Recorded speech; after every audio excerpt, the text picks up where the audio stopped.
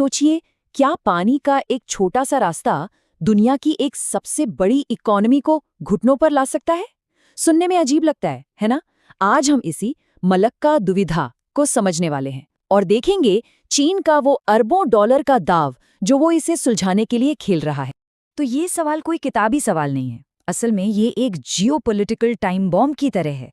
चलिए पता लगाते हैं कि आखिर ये 800 किलोमीटर का पानी का रास्ता चीन के लिए इतनी बड़ी एक कमजोरी क्यों बन गया है। देखिए, ये पानी का कोई आम टुकड़ा नहीं है, इसे आप ग्लोबल इकोनॉमी की धमनी कह सकते हैं। आइए समझते हैं कि चीन के लिए ये समुद्री लाइफलाइन असल में कितनी जरूरी और कितनी नाजुक है। तो ये है वो जगह मलक्का स्ट्रेट, मलय पेनिनसुला और सुमात्रा के बीच फंसा हुआ एक बहुत ही जरूरी समुद्री रास्ता। इसकी लोकेशन ही ऐसी है कि ये इंडियन और पैसिफिक ओशन के बीच सबसे तेज रूट बन जाता है और यही चीज इसे ग्लोबल ट्रेड के लिए एकदम इंडिस्पेंसिबल बनाती है। जरा कल्पना कीजिए, एक बहुत बड़ी फैक्ट्री है जिसे सिर्फ एक पतले से तार से बिजली मिल रही है। बस वही तार है मलक्का स्ट्रेट। सिर्फ चीन ही नहीं, बल्कि जापान और साउथ कोरिया जैसे मैन्युफैक्चरिंग के बड़े खिलाड़ी भी अपनी एनर्जी और ट्रेड के लिए इसी एक कमजोर पॉइंट पर निर्भर है।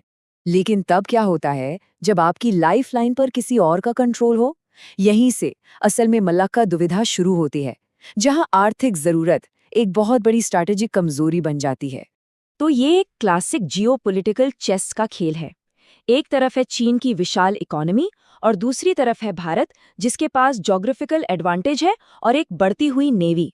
अब अगर कभी हालात बिगड़ते हैं तो जो भी इस रास्ते को कंट्रोल करेगा वो सचमुच दूसरे की इकोनॉमी का गला घोंट सकता है। तो सवाल उठता है कि कोई दूसरा रास्ता क्यों नहीं अपनाते? जवाब सीधा है, क्योंकि कोई दूसरा रास्ता है ही नहीं। पास के जो सुंडा और लोम्बोक स्ट्रेट्स हैं, वे दुनिया के सबसे बड़े तेल टैंकरों और कार्गो शिप्स के लिए बहुत ज्यादा उथले हैं। कोई आसान रास्ता नहीं, कोई प्लान बी नहीं।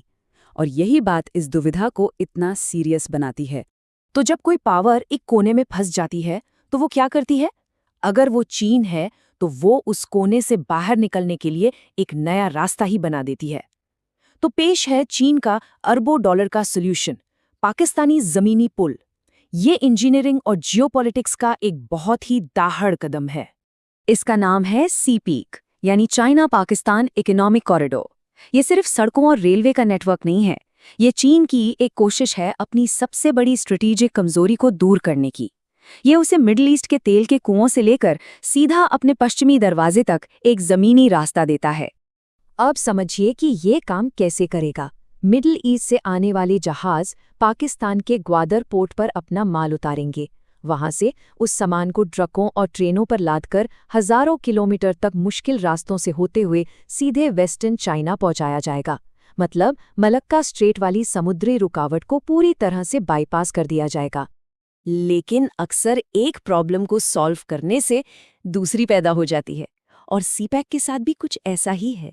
ये एम्बिशियस कॉरिडोर सीधे तौर पर संघर्ष के एक केंद्र से होकर गुजरता है, जो अपने आप में जियोपॉलिटिकल और सिक्योरिटी की नई चुनौतियां खड़ी कर देता है। इस प्रोजेक्ट के साथ जो सबसे बड़ा मुद्दा है वो है सॉवरेनिटी का।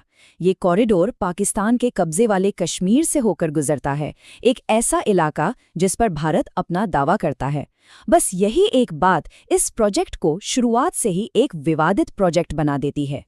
इसको ऐसे समझते हैं, जब कोई भारतीय नेता अपने ही राज्य अरुणाचल प्रदेश जाते हैं तो चीन इसका विरोध करता है।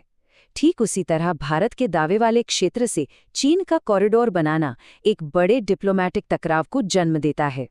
सॉवरेनिटी के अलावा एक सीधा फिजिकल खतरा भी है।